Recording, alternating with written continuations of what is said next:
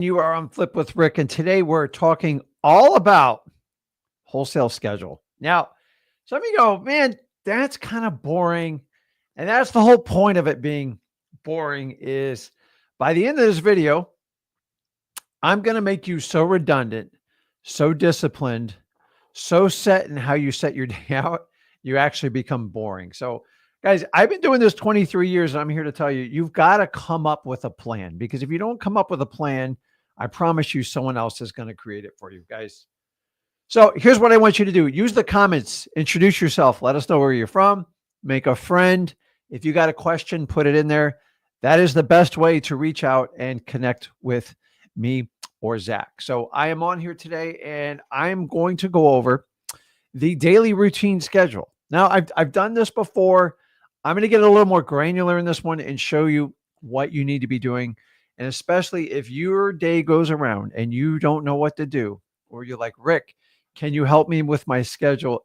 It just means someone's introduce you to a schedule to make you feel like you actually get stuff done.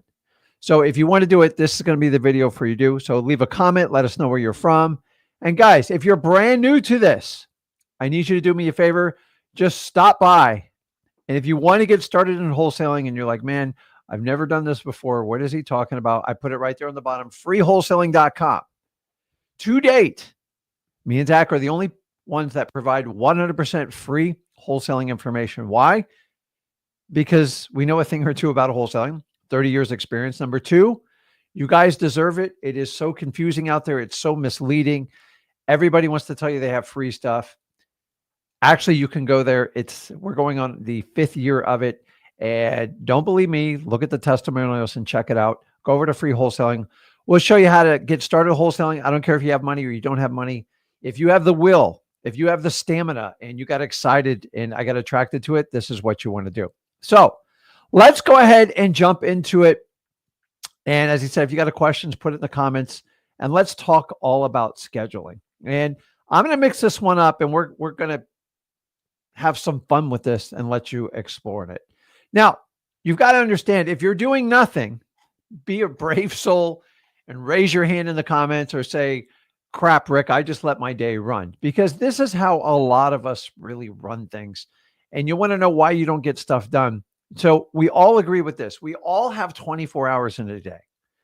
I'm not here to get into what if this time is a made up concept. That's a whole nother linear space type of thing. But the reality is we all agree, if we agree there's 24 hours in a day, we all have the same opportunity. Here's the only difference, guys. The only difference is who prioritizes their 24 hours a day. The people that make no schedule, they don't prioritize anything.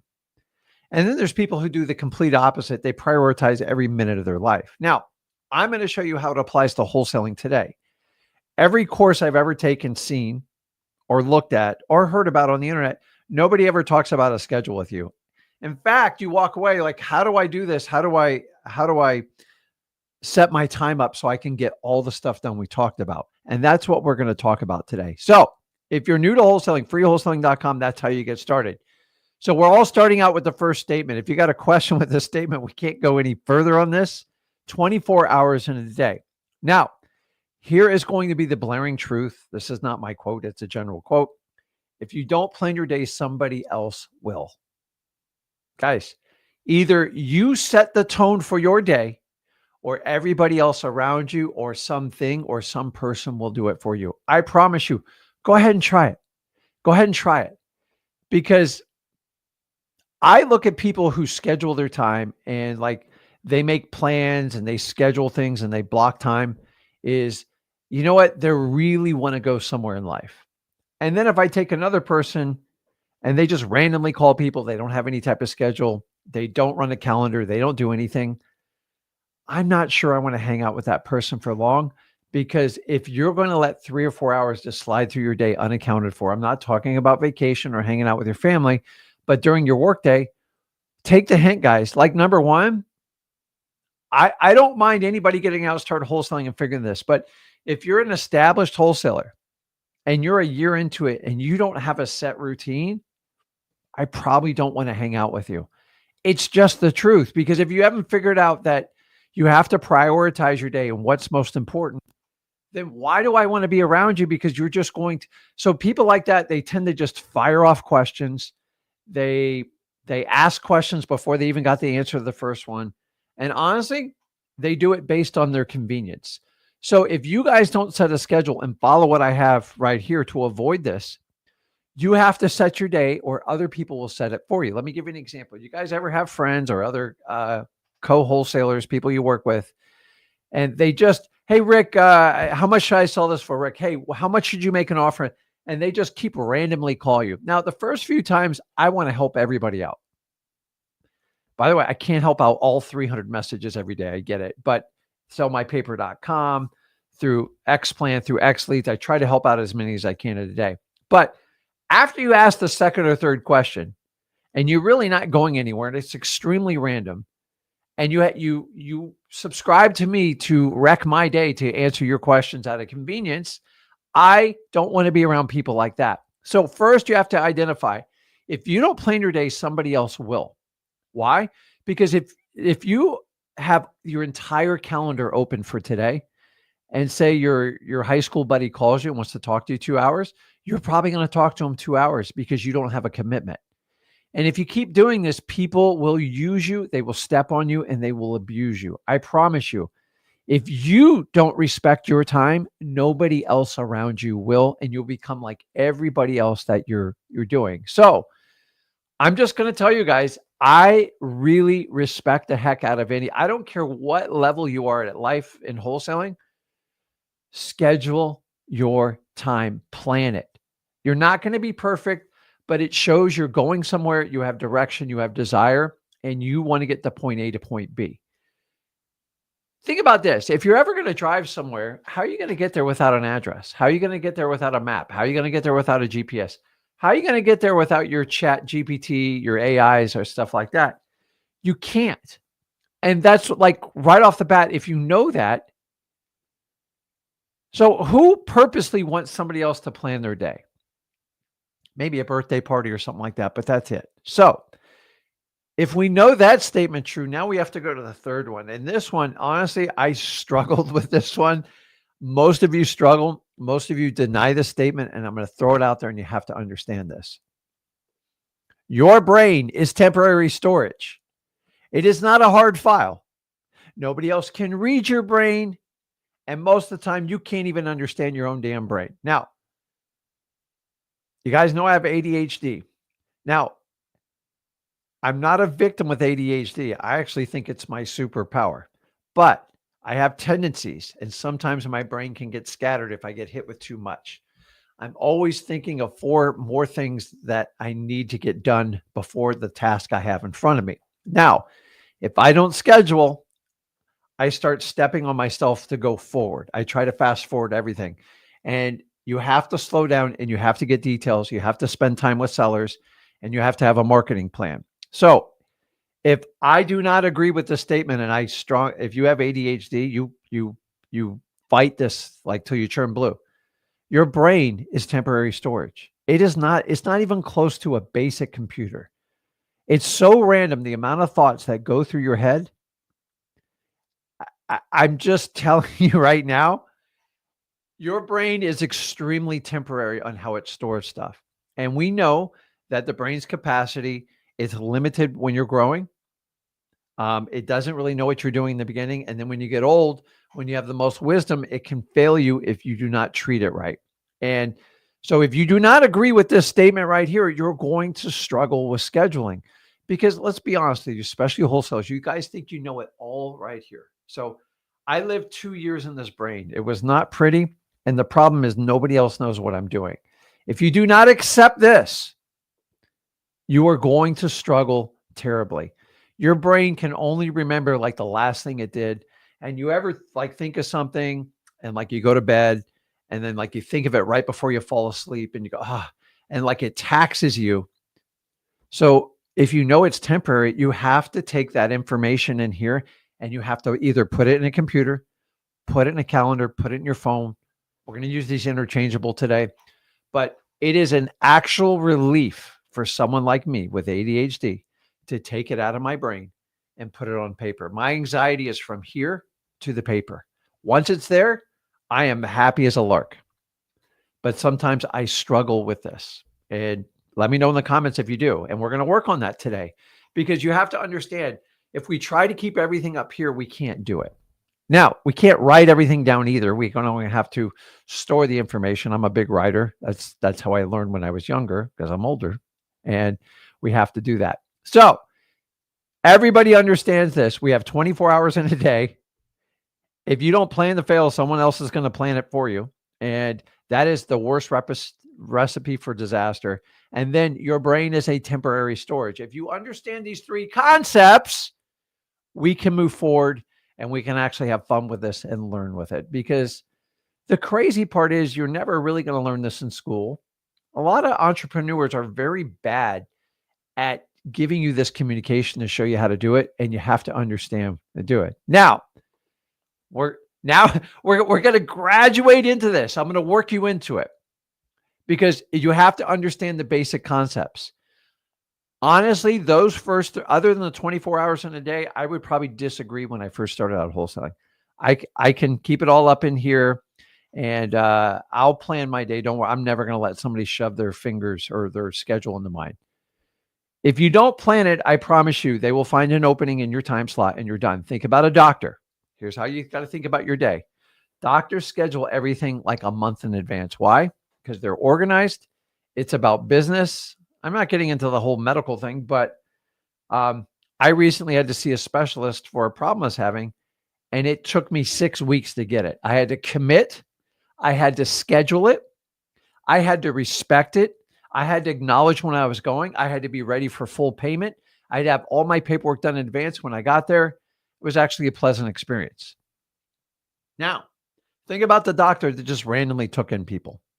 They would never get anything done. So why are you going to act any differently? You're not a doctor. You're going to make a hell of a lot more than a doctor. So we have to understand this. So the new rule now is we have to start the night before.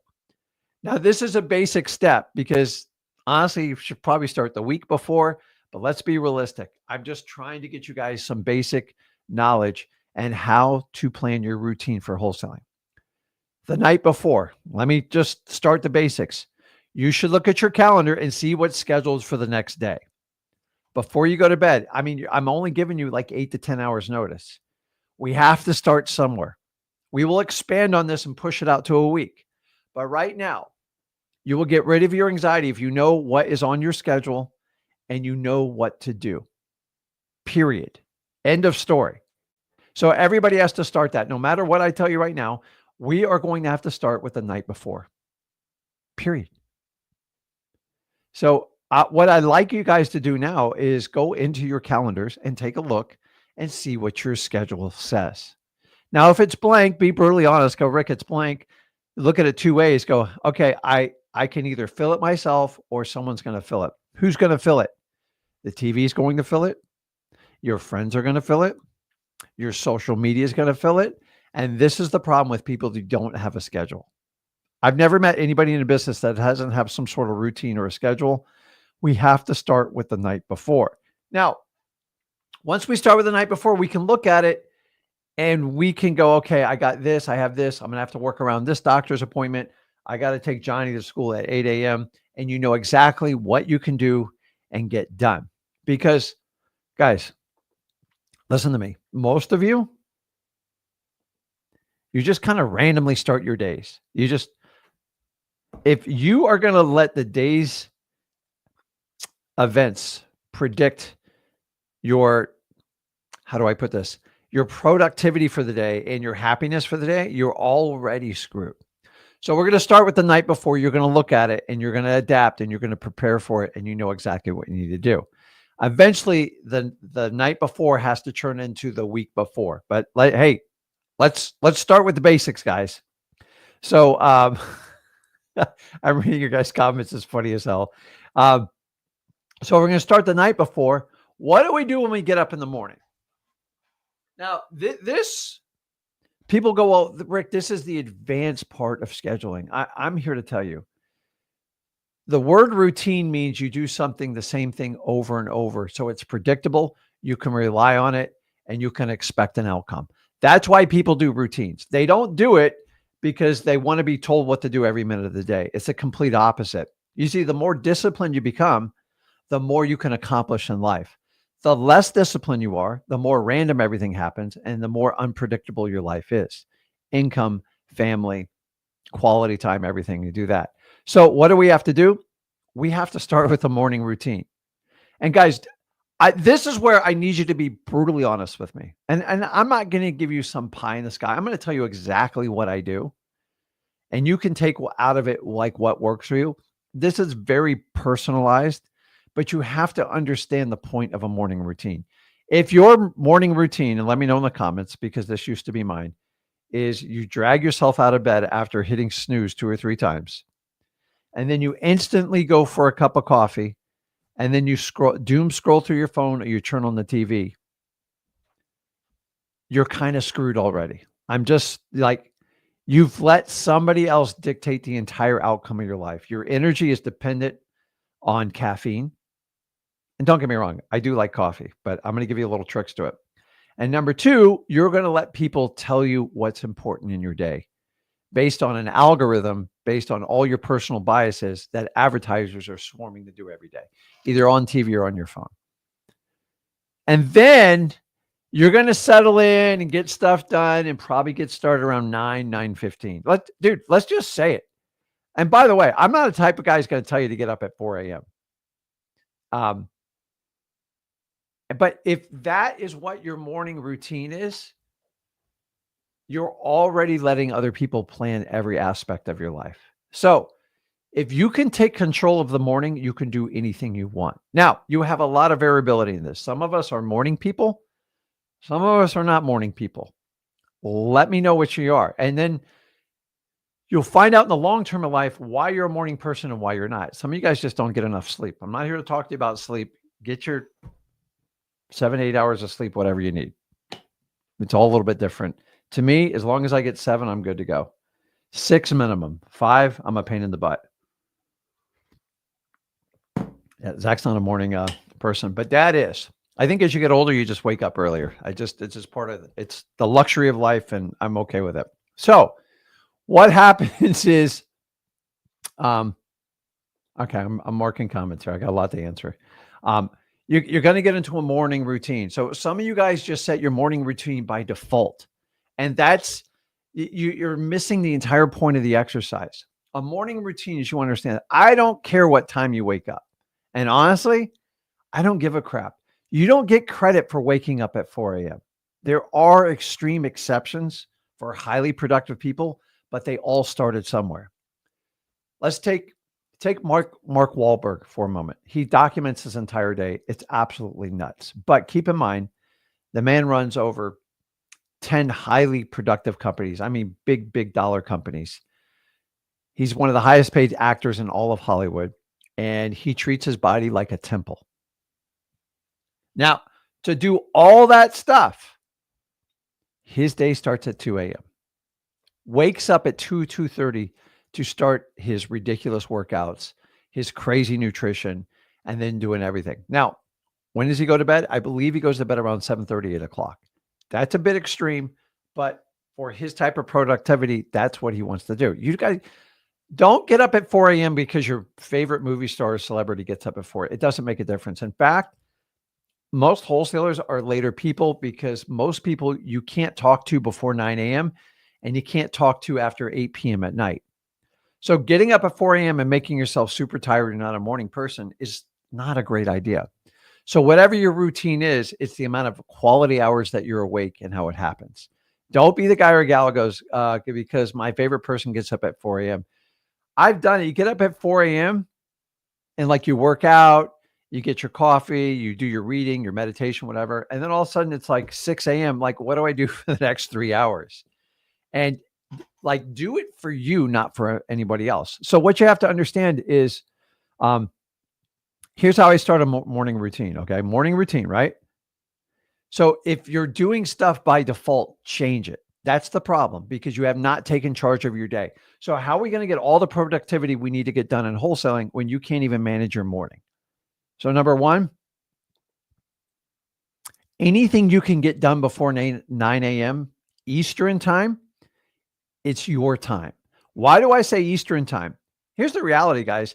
You guys on the West Coast, you're 3 hours behind, especially in California and stuff. You might have to wake up earlier just to run your business through the United States, especially if you're doing virtual wholesaling. Now, if you're on the East Coast, we don't have that problem. So either move or wake up earlier. It's your option. See, you have to cater to the type of business that you do, not the other way around.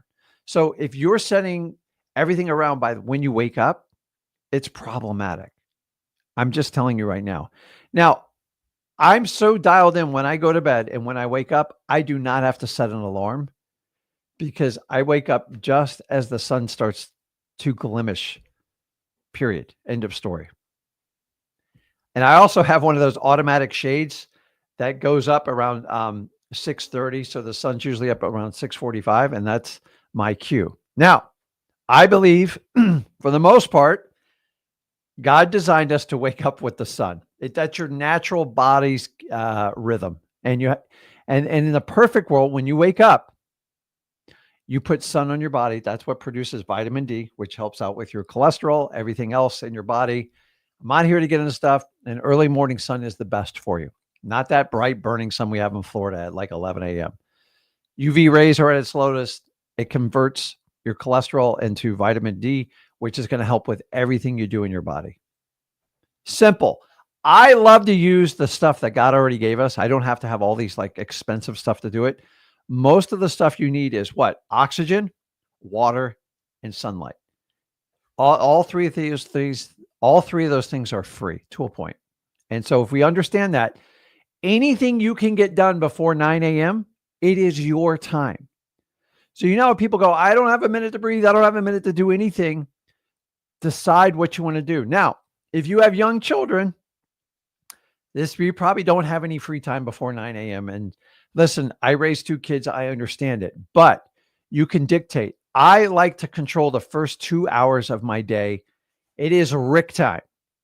You need to go find your Rick time because if you don't, other people are going to run you over. Let me give you an idea. So I told you I wake up just as the sun comes up.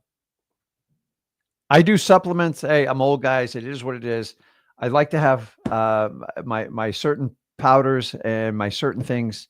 I'm a little obsessive about it. So, but I'm trying to do everything to be advantageous. And I'm at a point in my life where I look at what I eat as fuel to my body. Now, don't get me wrong. I'm a foodie and I love food and I have to balance it out, but I'm strictly disciplined till 4 o'clock every day, sometimes 5. And I have a set routine of what goes in my body, when it goes, and what I consume. End of story. Why? It takes a lot of energy for what I do. Now, guys, I'm not telling you, but like, here's the supplement you start out with. A tall glass of water when you wake up in the morning. It sets you for the rest of the day. It'll help you from falling asleep later in the day. It keeps you hydrated. It keeps you at your best and keeps your brain functioning correctly. And we're going to roll in this. Trust me. I'm just telling you how to get things started. If you don't understand this, you're going to have problems with it. So when I go through it, I wake up, I either hydrate. So everybody should have at least 16 ounces of clean water. For God's sakes, get the fluoride and the chlorine out. It's the worst thing in the world for your body. You can get cheap filters to get rid of that stuff, but just get it in there. And if you want to take supplements, that's the time to do it. And the next thing is readings. I'm sorry, guys. If you turn on your phone when you first wake up and scroll through social media, or you turn on that stupid news, you are screwed for the rest of the day. Once again, remember when I said earlier, either you control your day or somebody else controls it. You have got to have a deep thought in the morning. Now, I'm just giving you my routine. You can take what you want out of it. You got to piecemeal this stuff because it's a little shocking at first. I like to find a book that I covet the most, and you can read either a chapter or less of it. Now, I'm a little bit groggy in the morning still, and then I wear contacts, which takes me a while to be able to see. And sometimes I have to do a flashlight. But once I do my supplement, I pick up a go-to book. Now, I've been doing the same book. I have a theory on this. I believe most people read for their egos. Look how many books I read. Did you ever sit here and go, these are all the books? I don't care how many books you read. You do not get a medal for the amount of books you read. The question is, which books did you actually comprehend? Which books did you connect with? And which books did you use to absolutely change your life and everybody else around you? Very few people can do it. In fact, I'll be the first to tell you, if you read a book and you got it recommended and it doesn't resonate with you, it's not working, end the book, don't finish it, and go find another book. They're like bad movies. And people constantly brag about the number of books you read. Nobody cares. I don't care if you read 1 million books or one. Give me one book that changed your life and changed everybody else around you.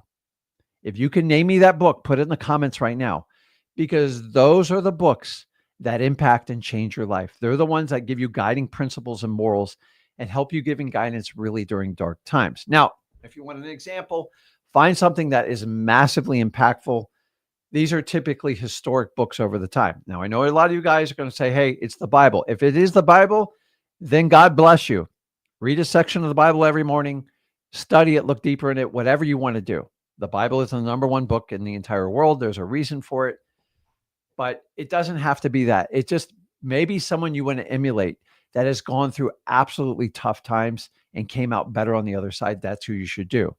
Now, this thing where you got to read a chapter a day, 8 to 10 pages a day, you're just feeding your ego. Like, it's a checkbox.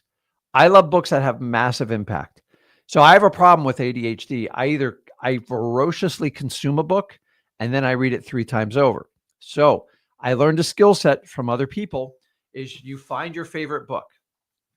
One of my favorite books is Ryan Holiday's The Daily Stoic. Kind of like a Bible, it's thick. It's got a little divider in it. And you open it up and it will give you a lesson for the day. And there's 366 lessons. You read one a day. You don't get behind. This is non-negotiable. I don't care how sick you are. So the one, which was the one today? I did Wealth and Freedom Are Free. Now, they're very short. If you look at this, extremely short. But what I found is the people that wrote this back in the day, Marcus Aurelius, this was his, what was it? His diary. It was never meant to ever been read. This is a gift from, it's amazing. And the man could have anything he wanted in life.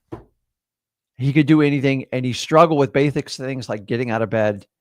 And he talks about the human condition and why we suffer, why we don't suffer. And it will give you a life event. And it just teaches you like what's really important in your life. Now, if I start the day with that message, it clears my mind. And all the little crap I dealt with the day before, it gets washed away. Do you know you have over 90,000, I think it's 90 to 100,000 thoughts a day, and 90% of them are just recurring. So find something that inspires you, read it, grasp it, consume it, and let it guide your day, your week, your month. And if you look at stuff like that and the quality of your reading, instead of trying to keep a scorecard on how many books you've read, do you really think I've memorized every books I've read? Honestly, most of them I don't. This one, since I've been doing 3 years and every day I read one page, the quality is unbelievable. And I'm telling you, if you'll do, I don't care if it's the Bible. I don't care if it's your favorite author.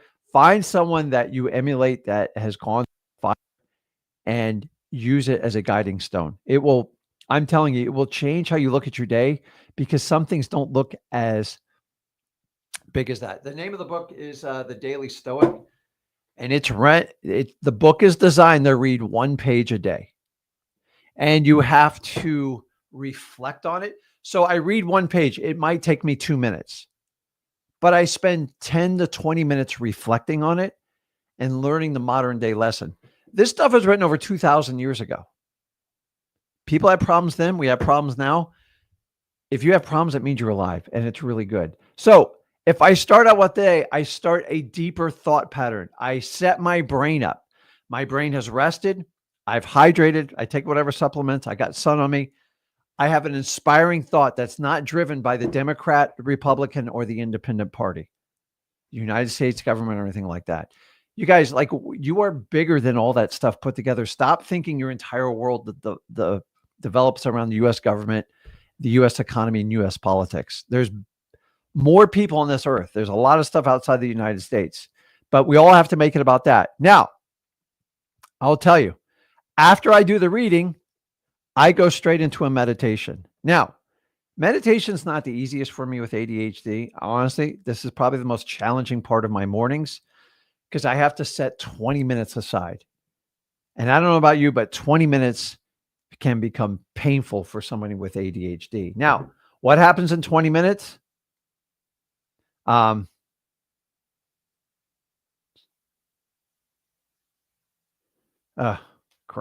I got to fix that.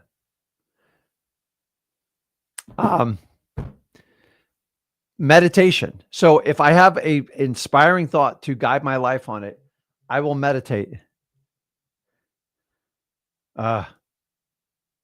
People just can't wait.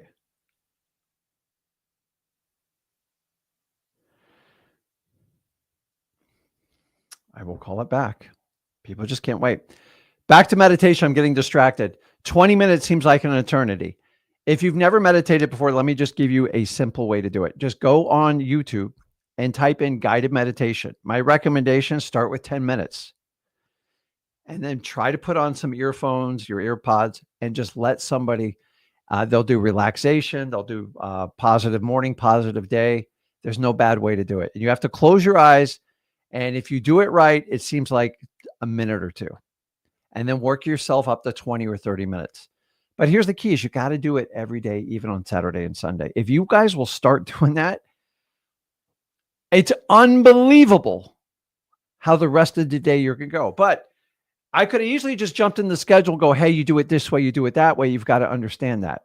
So I've already talked about putting the sun on you. And I will tell you, this is the one rule that you have to do. Phone fasting. Let me get this thing off of this thing. This right here, guys, I'm telling you, this phone will take you out in wholesaling. Why? Because you guys doom scroll till you churn blue. And if you wake up to a phone screen and you're feeding through social media to get your feed, you're being manipulated. You guys are smarter in this. Please stop letting other people dictate how your day is going to go. You have to phone fast. I do not look at my phone before 9 a.m., period, other than my schedule. You have to do that. Like, honestly, guys, in the comments, tell me who looks at their phone first thing in the morning. I know all your kids, all the kids do. It is problematic. I'm telling you, the phone is to me, I know you guys think it's one of the greatest tools ever invented, but I'm here to tell you, in my opinion, it is one of the most controlling, manipulating devices you will ever find. You can't verify if anything's true. Everybody reacts to it. You know how we react. And I don't believe most anything I see on the internet anymore. It's so bad. I can even go on YouTube videos about this type of stuff, but I'm telling you guys, and keep this in mind, the most productive people in the entire world don't have a cell phone. What does that tell you? So if you have a cell phone constantly, and I get it, you have to talk to sellers, buyers, and run your business. And if you have employees, but if you are constantly like, oh, I got another phone call. Oh, I got a phone call. You don't have any organization in your day. And that's your big, big problem. So do a phone fast. I know that's scaring the hell out of a lot of you, but if your phone is controlling and wrecking your day, take control of it and set your phone aside. I promise you, you will not get hurt. Find out how much you actually get done. Now, I'm not telling you to miss incoming wholesale calls. That's the last thing I want you to do, but stop talking to your friends. Stop talking to your wife. Stop talking to your kids every 3 minutes. They will figure it out. I remember, guys, this is how old I am. I remember a time when we didn't have cell phones and you actually had to figure stuff out on your own. Now, I wholesaled with a cell phone, so I wasn't completely in the dark ages, but I'm just telling you, people's ability to call someone when they don't understand something instead of using their reckoning and their learning skills is become problematic in society. So if you have this, just recognize it and understand that. Now that everything I've given you this point is the setup and the framing of how you do your day. And honestly, if you don't look at the night before, if you don't acknowledge that either you plan your day or somebody else plans it, You look at your schedule the night before, and then you get up and do some sort of morning routine. Here's the key is if your morning routine is just what you do comfortably, you're doing it wrong. You're going to have to make sacrifices to get ahead. I love all my time before 8:30 in the morning. So I get up about 2 hours before I get everything going. Yes, sometimes I do get up earlier, but I just love it. I watch the sunrise. I can look at everything. I don't get excited with emails. I get most of my emails. I go through them by 8 o'clock and my day's set. And then I go into all my staff meetings. We go over all the deals. We go everything on sellmypaper.com. Me and Zach go over content and my day is set. And I feel like it's highly productive. Was it always like that? Absolutely not. And you have to understand that. So here's the next, once we have the framework there and it's set, and guys, just do the basics of this. And you got to get into a routine for at least 21 days, really 30 days to get anything done. The next part is when we go into the scheduling is you have to prioritize. What you get done in a day is based on your priority. Does everybody understand that? If you do not prioritize stuff, you're going to be in trouble. Now, here's what I want you to take. Everyone's heard this saying before. You talk about swallowing the frog first, and there's a real methodology behind it. If you have to swallow a frog, don't stare at it too long. Just suck it down. It ain't going to taste good. It's not going to be easy, but at least you can get it over with on with your day. Your entire day should be based on swallowing the frog first. Why? Because if you are dreading cold calling all day, or you're dreading dealing with a seller that wants to get out of a contract, it is going to wreck your entire day. You're going to get so much anxiety about it. And here's the cure to all anxiety. Just deal with it. Just go into it. What is the worst outcome? You lose the deal. Okay. Expect you're going to lose the deal and your job is to try to save it. And that's how I do it. Get your tough stuff done first. Stop trying to push it off. Period. Just swallow that frog. And if you see that frog, don't sit there and stare at it and like, okay, what am I going to do the leg first? Am I going to do the head first? Just get it over with. If you do not swallow that frog, it's going to suck. And the only way you fuel your anxiety is by procrastinating. Procrastinating lets you think. And a guy like me with ADHD, if I think too long, it's problematic. And a lot like you all have the same issues to a point, probably not to my degree. But the biggest cure you can have with anything that's freaking you out is just deal with it. Why? Because it's over. But the longer you give light to something, guys, this is why I do not do videos on other people. Why? Why reward people for their bad behaviors?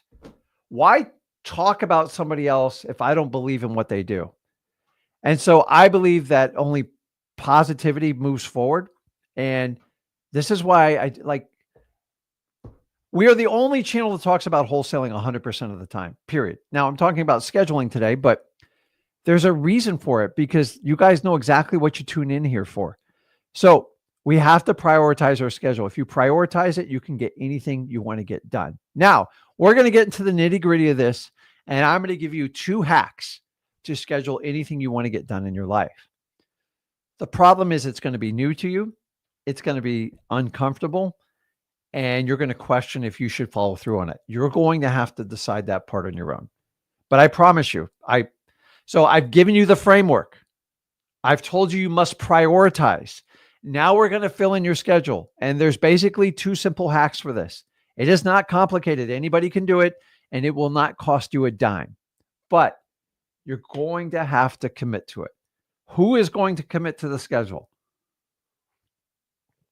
Actually, we should just take somebody live and just write out their schedule for them. That would be a lot of fun. You guys probably don't want me to. I don't have a picture of the frog swallow. I wish you guys could share that. So we're going to prioritize. So 2 scheduling hacks. Very, very, very, very simple to do. And I've made this so simple. Anybody can start out, the most advanced wholesaler to somebody who's just starting out today. So I'm going to give you 2 hacks and show you how to do both of them. Very simple. I'm going to start out with this statement.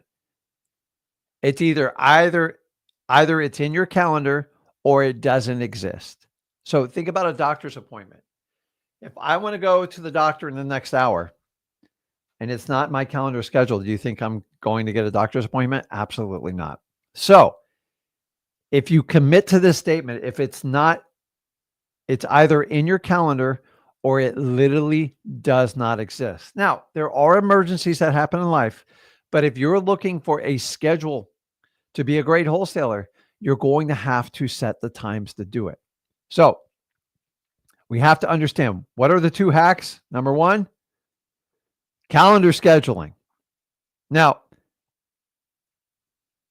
my calendar is like, it freaks me out. I'm not gonna lie. Like some of it, like it annoys me. Now, I have 3 people that have input in my calendar, but I had to start with me first.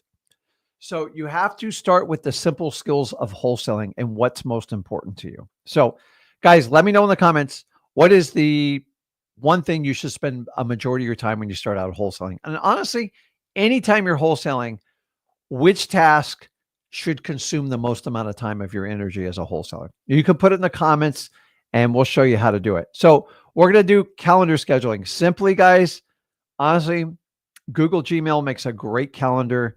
I like it because like I get a text for an appointment with a seller with an apartment.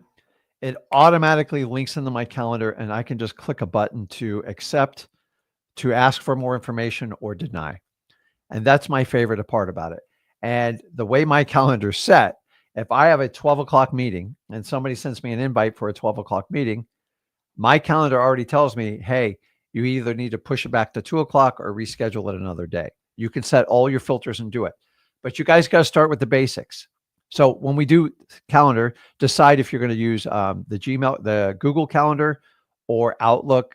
I like the Google. There's much more advanced calendars now, especially you guys do go high level with Ninja Mode with X Leads. You can tie all this in together and get it going. But guys, if it's not on your calendar, it means you're not planning your day right. So we have to find out the core activities of wholesaling and which one are we going to spend the most time with it. And Jonathan nails it right here. It's got to be about your marketing. So I always taught you the 3-1-1 rule. It's simple. If I had 5 hours in a day, which is a typical beginner wholesaler's day, the first 3 hours would be dedicated towards marketing.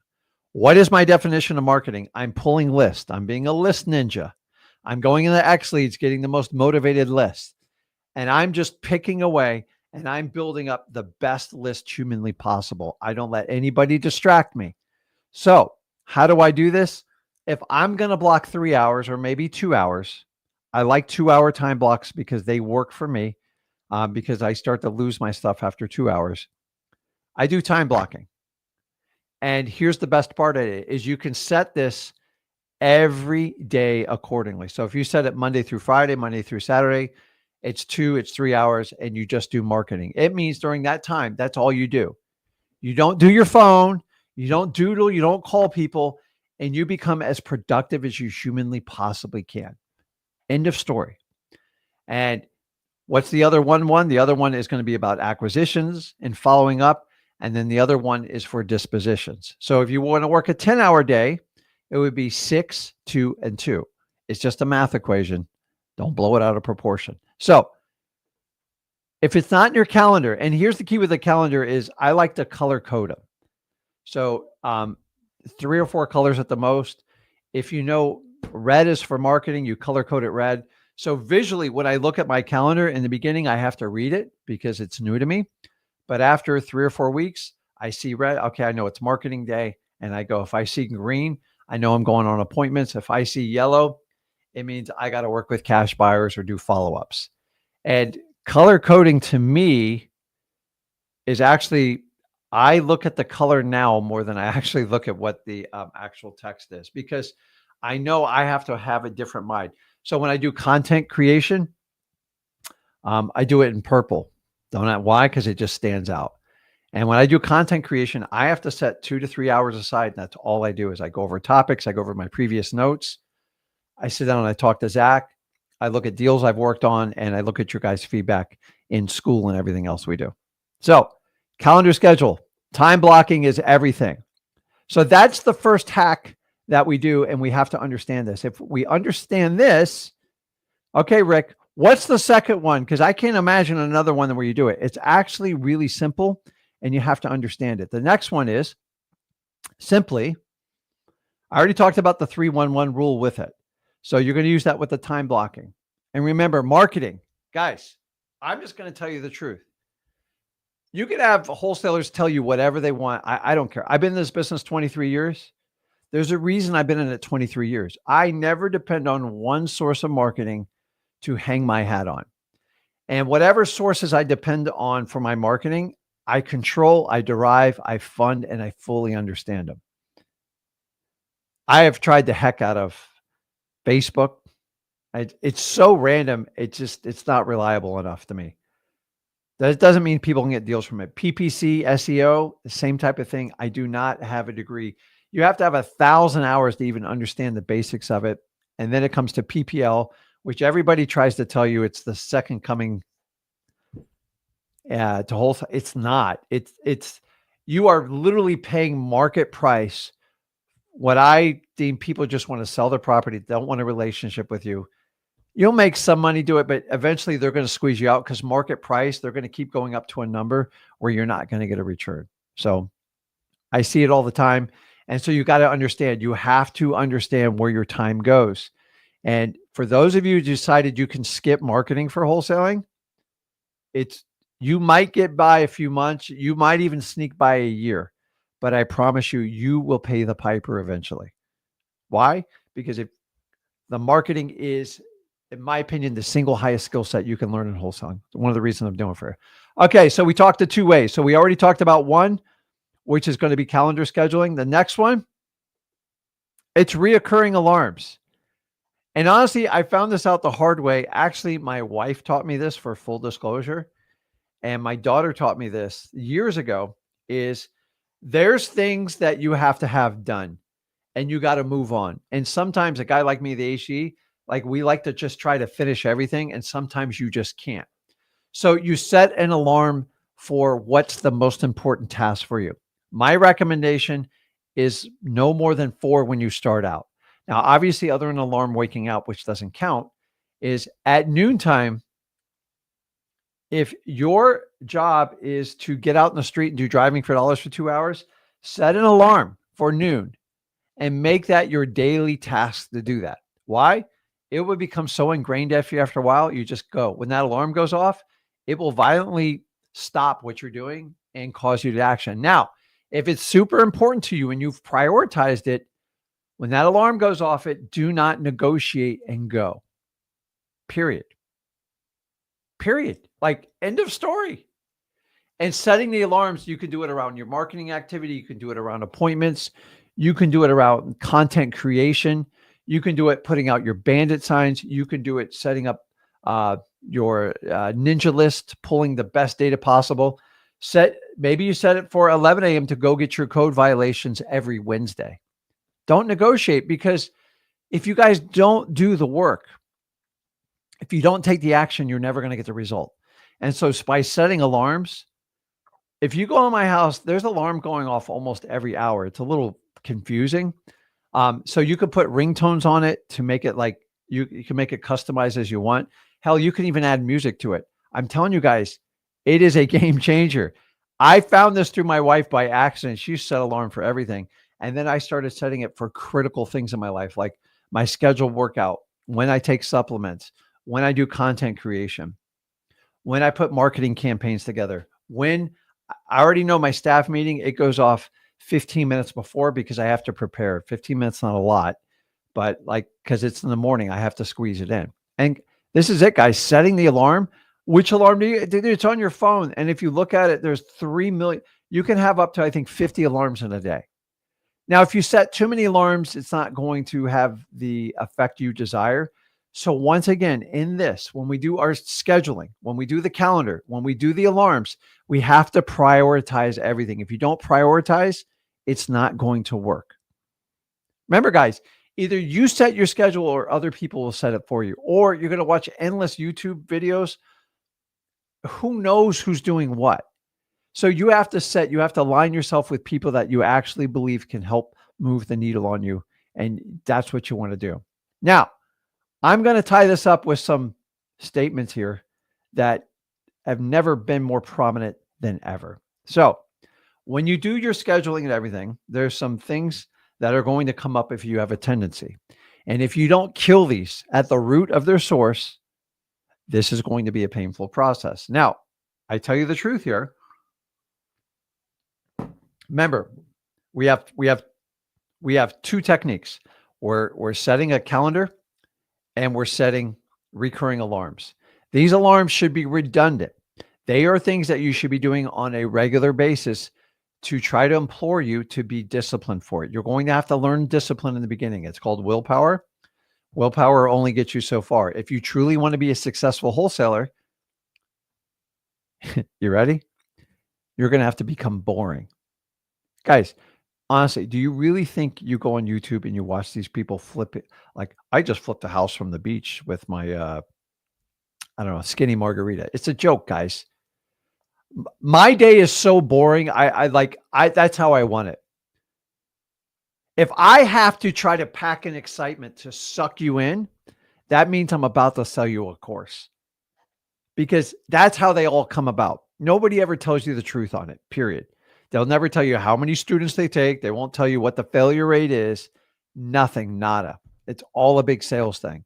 So I find the people that make the most money in wholesaling it's not that they're boring personalities. I don't think I have a boring personality by any stretch of the imagination, but my routine is boring. People go, hey, I want to spend the day with you. I go, okay.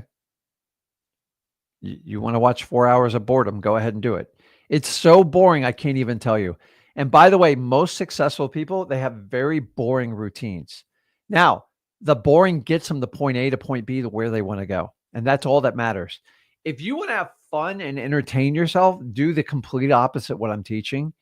Because I watch these people's like YouTube videos of like, here's the routine of a typical wholesaler day. Guys, it's so far from the truth. Like, I'm in shock. Like, if I filmed the video of 4 hours, you would fall asleep. Do you think every minute's packed with excitement? Some of them are brutal calls. Some of them is like me falling asleep on the desk. Some of me is having stupid conversations. It's ridiculous to think everybody wants to pretend like we have this an amazing lifestyle. The reality is you want to be boring to make a crap load of money, because boring's predictable and it has an outcome and it has an ROI. Unpredictable people are people that don't schedule and do whatever they want, whenever they want. And they try to entertain themselves along the line. They try to tell jokes. They try to make light of a situation. Guys, it doesn't work that. Become boring. It's like, I know that's terrible. It's me taking the ego out of the equation.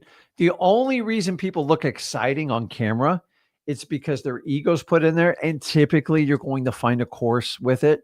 And they got to get you excited so you can fork over the money.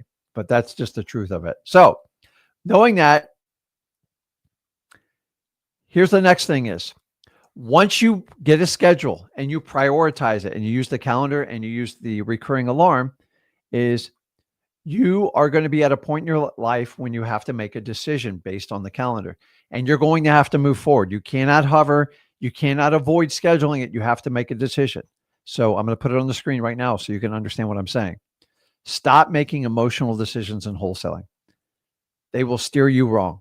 So when you do a calendar, it is going to force you to make decisions. You're going to have to decide who you spend your time with, who you're going to take guidance from, and what's most important to you. Honestly, you're going to get so much clarity out of this. And one of the reasons some of you people don't want to schedule is because you don't have clarity in where you're going. If you don't know where you're going, it's easy just to wonder. If you truly want to commit to wholesaling and knock out of the park, you're going to have to make a commitment. So number one, when the time comes to make a decision about your schedule, remove the emotional turmoil that you're about to go through. You know exactly what I'm talking about. Make the decision that moves the needle forward in wholesaling, that does the right thing. Sometimes you got to go backwards to go forward. Sometimes deals fall apart because they were never meant to be there in the first place. And someone's trying to help you out. Don't ever try to force a deal in wholesaling. You're going to wind up in court. You're going to wind up being accused of doing bad things. It's not worth it. We can't make people sell us their house. We solve problems. And if we can solve problems all the way to the closing table, we make a crap load of money. But solving problems never meant tricking anybody. You have to be fair and honest. So if you're making extreme Emotional decisions. How do I know I'm making an emotional decisions? You start yelling, you start raising your hands, maybe a tear or two comes out, screaming happens. Nothing good ever happens. Think about the relationship either with your parents, with your girlfriend, your boyfriend, your spouse.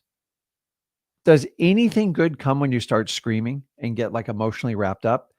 If anything, it just makes the words more amplified and it's terrible. No, business decisions have to be made no matter what happens. No matter how you feel, if you're sick, you have to make them. So remove the emotional decision in wholesaling and it will save you so much energy. Why do I say this? Because you need to understand this when you go to make a schedule. Because if you go, well, I'm going to do that because I owe it to her. Is it what's best for the business? Is this going to move the needle forward? And make a business decision. Remember, I talked about readings that fundamentally help you guide your principles and your character. Guys, I'm here to tell you, I watch a lot of people online. There's very few people I look up to. And I don't mean that like I'm just not being mean about it. Is until you spend time with a person and understand what they're made of, it's hard to understand.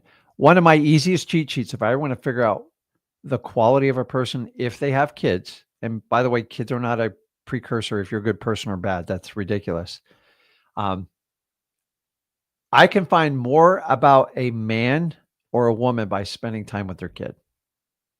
Why? Because the kid knows everything about them. Honestly, I've seeked out some of my business partners just spending time with their kids. And the ones that don't want me to spend time with their kids, I take note of it. I watch the ones that spend the most time with their kids. I watch the ones that go into business with their kids. I watch the ones that actually teach what they preach. And that's amazing. We are in a world where too many people tell you to do this, but they do the complete opposite behind the screen. And I don't understand. This is why I will never use a teleprompter because they're fake. They're all about coming off your best light. And I'm sure there's a place for a teleprompter for like a president, but there's no place in it for like, to me, I'm going to say what's at my heart. I'm going to give you my business aspect of things. And I'm going to tell you how I operate. If I register with you, great. That's what people like most about me and Zach. So stop making the emotional decisions because you're going to have to make decisions when you make a schedule and you cannot delay it. If you delay it, you're going to fall out of schedule and you will not have a routine that's going to make you successful in wholesaling. Now, the next thing is those of you that constantly make excuses and you know who you are, I'm just going to tell you, you have to get rid of the excuse train. What do I mean by this? Guys, what is an excuse? Guys, put in the comments. Tell me what you think the word excuse is. What does it truly mean? Don't give me the Wikipedia definition. What does the word excuse mean? Like truly to you, not to Rick, not to Zach, not to anybody else on this live stream. What does the word excuse mean? When someone tells you excuse or you use an excuse, what is the underlying meaning of an excuse? Because God knows I've heard some of the best excuses. Honestly, you could write more books on excuses than anything else.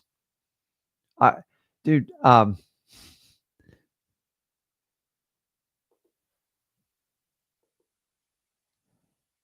justifiable reason for not doing some excellent.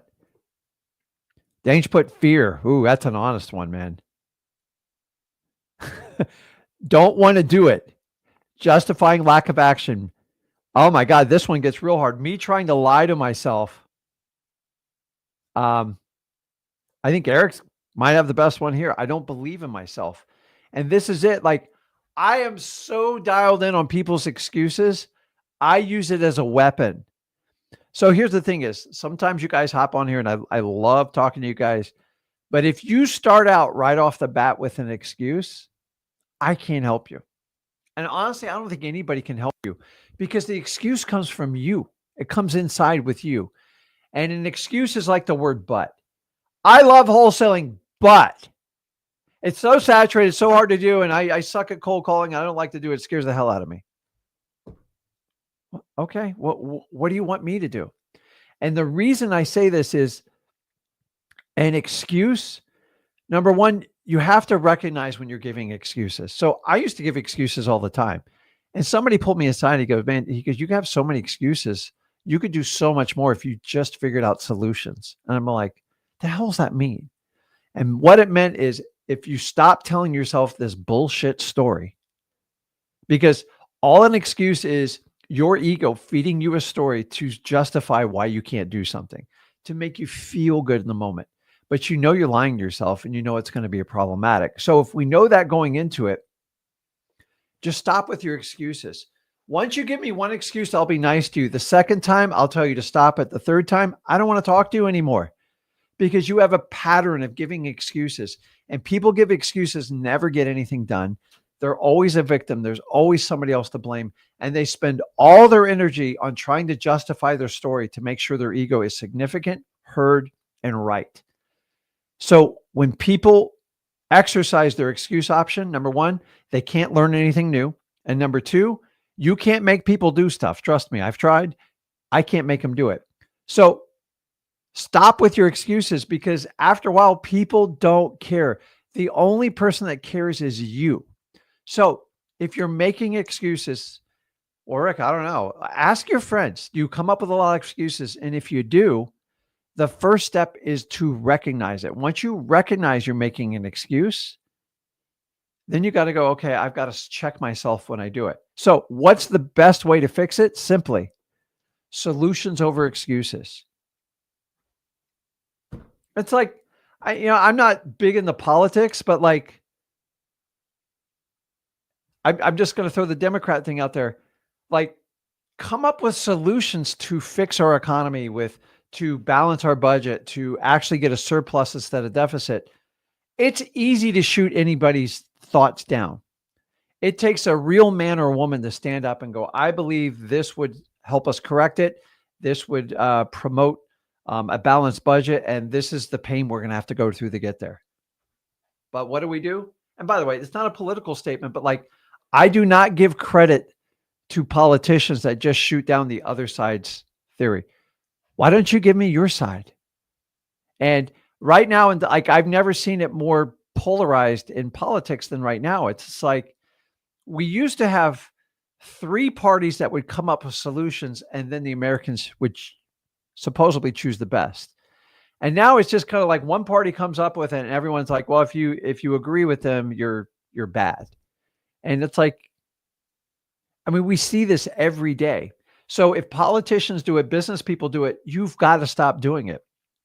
Be the person that provides the solution. Don't be the disruptor, says, don't use this product, don't use this, ban this.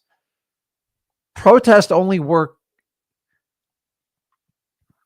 in certain cases. And like the point is, when you protest everything, you fight everything, and you never, ever present a solution, what are you really doing? Like, when politicians can't present one solution or support an idea or have a plan of action to fix it, I never want to listen to them. And by the way, go down your list of politicians, look at the ones that actually present ideas. And I get it. If you're the lowest person on the totem pole, it's hard to get a bill pushed through, but find someone you align with and help them brain think ideas to way to do it. That's how I started out wholesaling. Dude, we had tons of excuses. We came up with solutions on how we can market to people. And you think we're cutting edge with X leads now. You should have saw what we did back then. My God. Like, good stuff. I want you to understand, you have to be part of the solution. If you're just going to instigate the problem, it's hard to get anything done in life. And I want you to understand that. It is so true. Everybody wants to blame everybody else, but we have to fix it. So let's start with parents all the time. You have a mother and a father. I mostly had a mother. And one side says we're going to do it this way. The other side says, that's a terrible idea. I would never do it that way. You should present a way to fix it then. If not, keep your mouth shut. I can't stand when people just, hey, here's how you fix it. Here's how you got to do it. So guys, at the end of the day, if you do the two-step solution, which is doing your calendar, doing the recurring alarms, and then framing your day up. I just gave you the basics. Trust me, I can go a lot deeper in this. I could go through my personal calendar, show you exactly how it's done, how the color coding's gone, but it's going to go over your head. So start with this. If you don't plan it, it ain't going to happen. Either you plan your day or somebody else is going to plan it. Does everybody understand that? Next thing, get a morning routine. Well, Rick, I already have a morning routine. Did you institute it? And let me give you a little hint. And don't get me wrong. Actually, I'm drinking just black coffee with I forget the sweetener I use. It comes out of a piece of fruit. It's a little expensive. It takes a while to get used to drinking stuff without creamer and stuff like that. But you have to understand is so I was kind of making fun. If like you wake up, go to your cup of coffee and then go doom scroll and then go to your TV.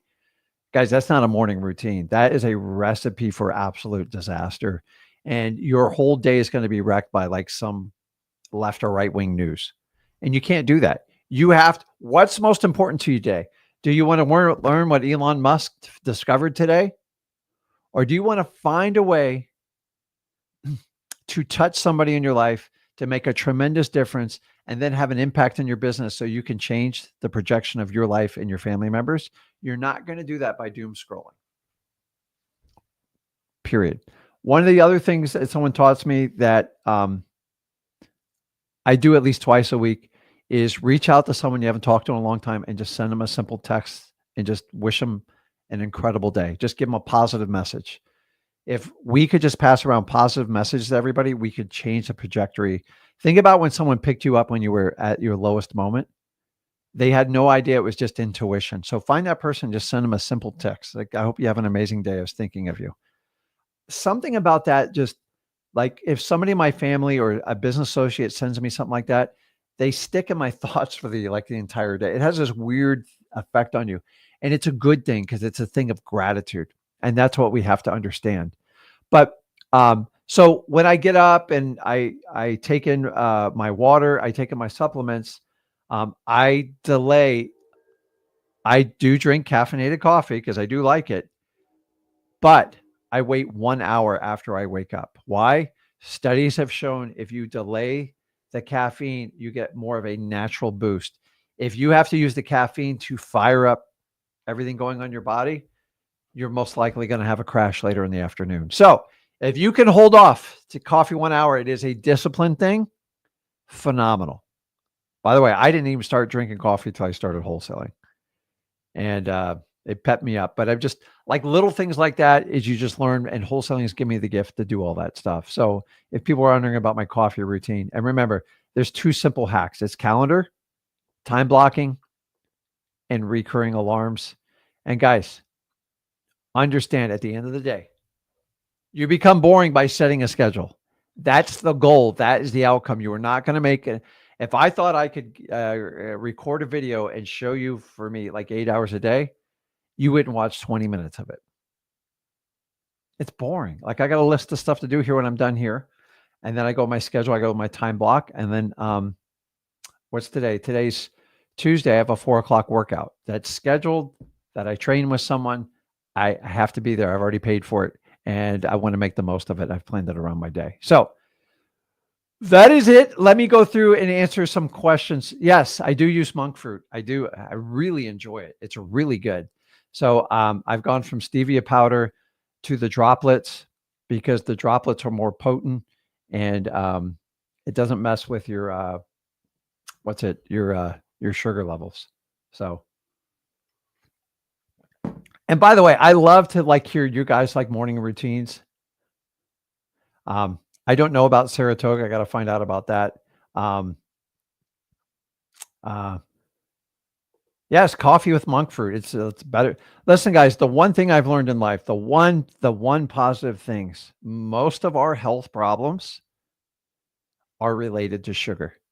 Do you realize sugar is a carcinogen that goes in your body? It was never, ever meant to be in the human body, but it is such a part of our lives, our culture. And don't get me wrong, I love me some sweets. Sugar was never, ever meant in a processed manner to be in your body. It is one of the root causes of cancer. It feeds cancer. It's terrible. Your body needs 3 things. If you do these 3 things, you're good. You hydrate it with water from the earth.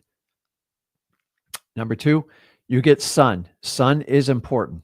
And I'm not talking about baking out in the sun and doing it. And then you need oxygen. Most of you guys don't even like know how to breathe. So,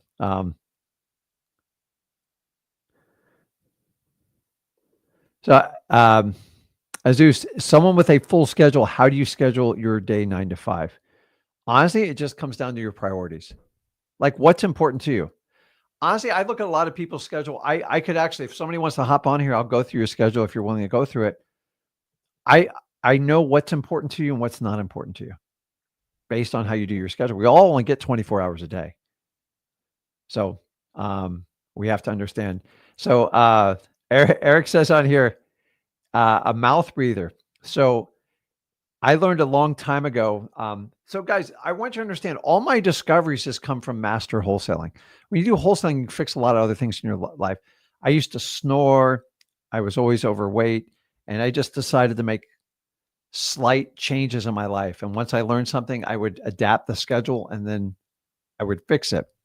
So as of like right now, I tape my mouth at night. I know it's highly controversial, but you are not meant to breathe through your mouth. But this thing happens when you get old, your mouth just opens. I used to be the worst snorer. My wife goes, man, it's like a freight train. I don't snore 1 ounce. I breathe through my mouth. I go to bed on a set schedule. I have a routine. I fall asleep pretty quickly. And it's taken me a lot of years to understand it. Because if you're a mouth breather, you the dried mouth, the snoring, like your quality of sleep.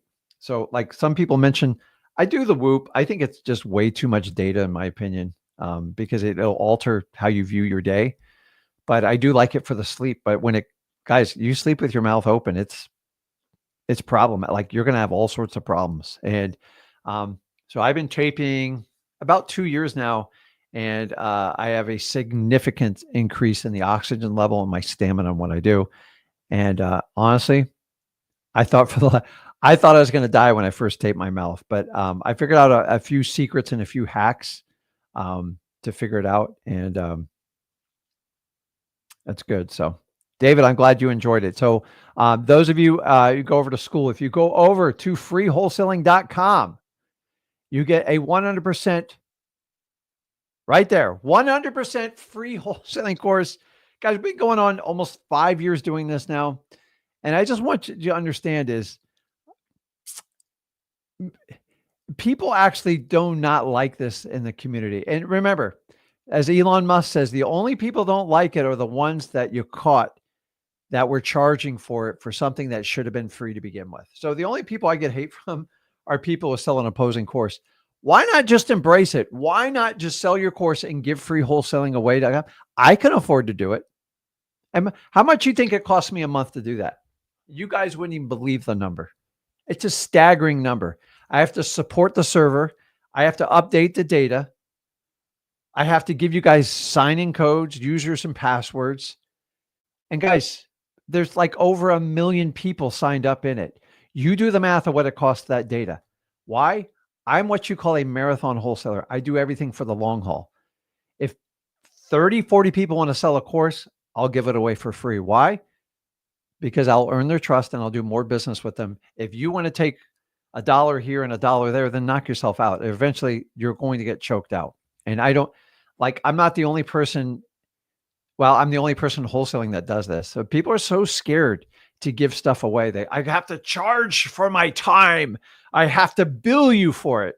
And I never understood it. So freewholesaling.com.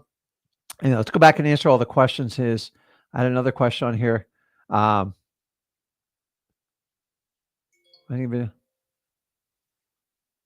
So Gracie, I appreciate the honesty. She's talking about the ADHD and stuff.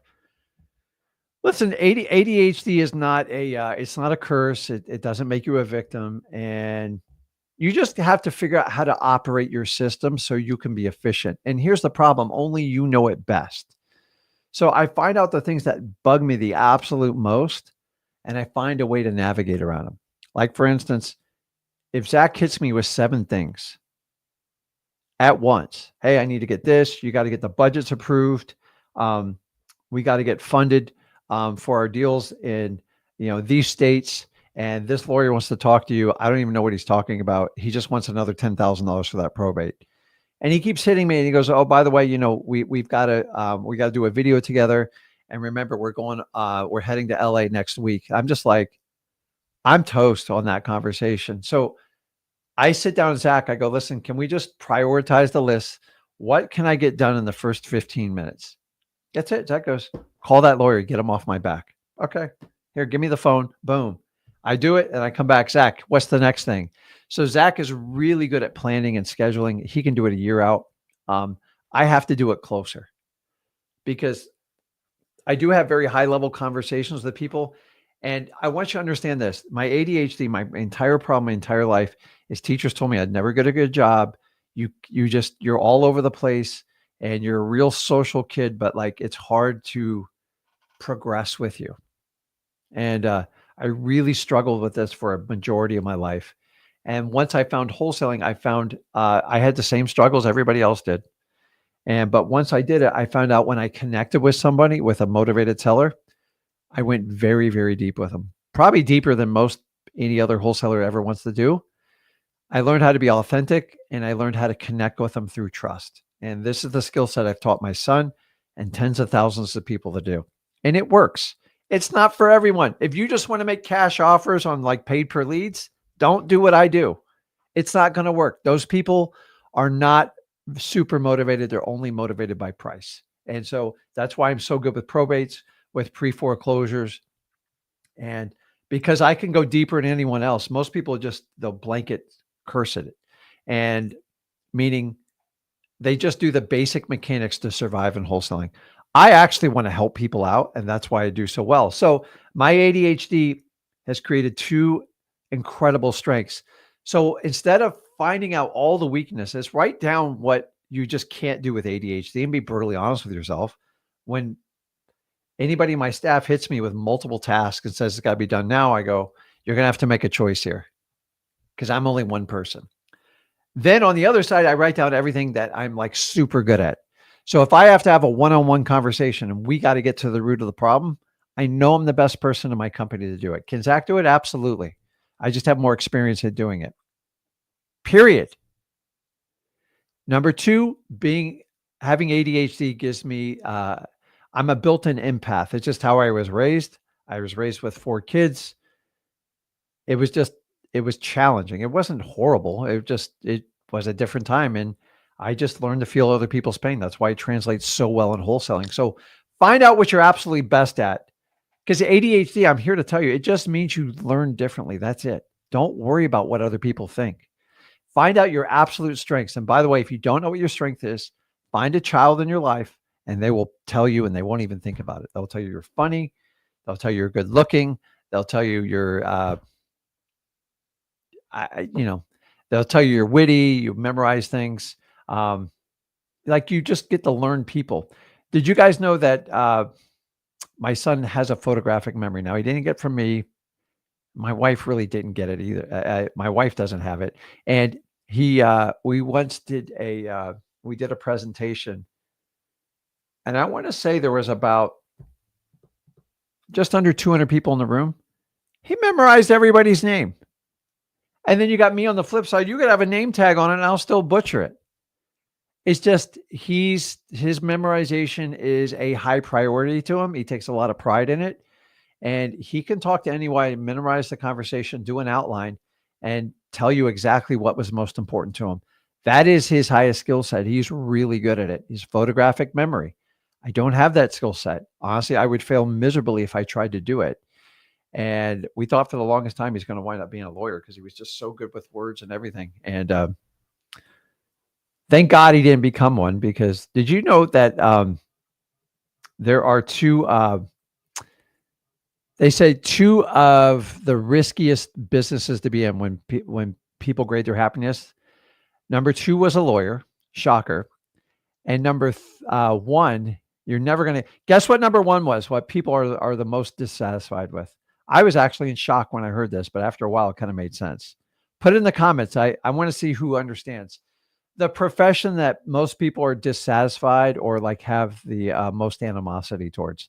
Number 2 is a lawyer. And number 1, It is a professional, and I want to show you what it is. Let's see if somebody puts it in the comments. We're close to it at a doctor. It's a specific type of doctor. There it is. Uh-oh. Andrew got it right. Dentistry. And I'm like, so I go to my dentist. I go, dude, what gives? Because you guys really don't take insurance. You're not cheap. He goes, just the agony of people telling me how painful their dentist experience is their entire life. And if you think about it, well, neurosurgeon, they're knocked out, right? Or if you're a surgeon, like their patients are awake. And I've had stories as a kid as a dentist. They're terrible, but I'm just telling you, it's kind of funny when you think about the whole thing, and you think about like who's the happiest in their job and stuff like that. I just find it funny.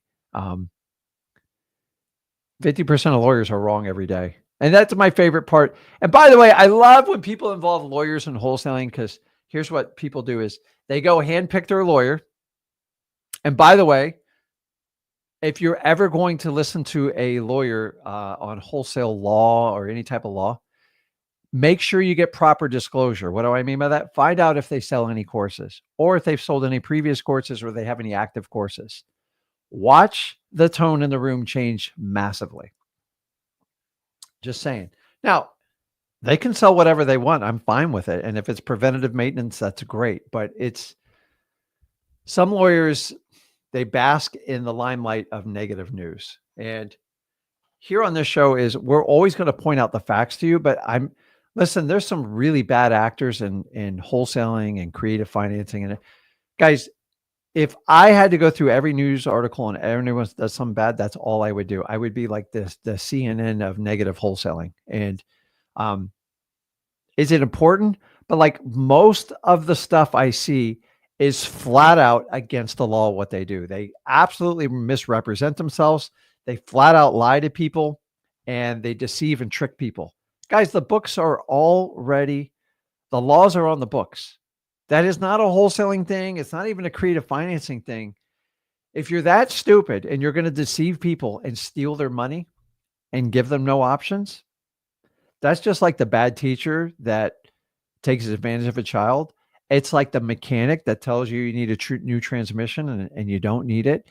We can go on and on. We heard about doctors prescribing things that don't need to be done.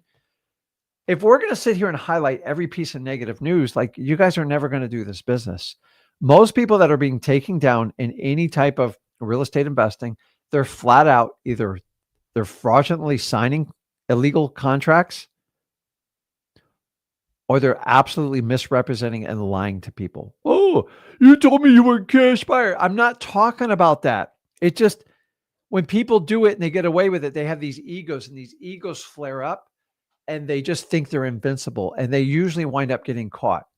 So if you feel like you're doing something wrong, correct it. Stop doing it. You are going to get caught. I'm sorry. Either you help people out or get out of this business. But like some people frame it, oh, it was a creative financing person. It was a wholesale person. It was a fix and flipper. Who cares? You break the law, you break the law. You're not a reflection of us. By the way, give me one industry where someone does not break the law. And people like, well, there's people telling you to do it this way and that way. Guys, if I talk to 10 different lawyers, I'm getting 10 different answers. Period. Can I do it in this state? No. I asked the next one, can I do it in this state? Yeah, you can do it. And I'll even help you do it. I'll show you how to do it. I don't even understand. I'm not a lawyer. I honestly, every lawsuit I've ever been involved, the only person ever wins are the lawyers. And I fully recognize that. And it's the same thing over and over. Do you know what the going rate for a lawyer is in the United States right now? It's around $600. A cheap lawyer is $400. And if you get one below $400, they're probably not a very good lawyer. So I'm just saying is, if we're going to interview lawyers, we have to understand they're not always right. There is an interpretation of the law. We see this argued every day. And the only thing I ever ask is, please disclose any type of coursework you have, so we kind of know, because once I know you have a course, I know which side of the fence you are on it. Now, they have a code of ethics and they have to work on it. It just, I don't understand. It's so easy to scare the hell out of people. And Most of the stuff I've seen, especially over the last 5 years being on the air, is so flat out outrageously illegal what they do. There is no special wholesaling, creative financing law, or fix and flip law that would stop this person from doing it. If you're willing to forge something or to cook the books or Photoshop a earnest money deposit, you probably have no limits. You're probably not good to your own family. And I just want everybody to understand that when they get on. We have to understand, man, there's so much good going on in our community. There's so many people who are helping. And I see you guys reaching out there every day.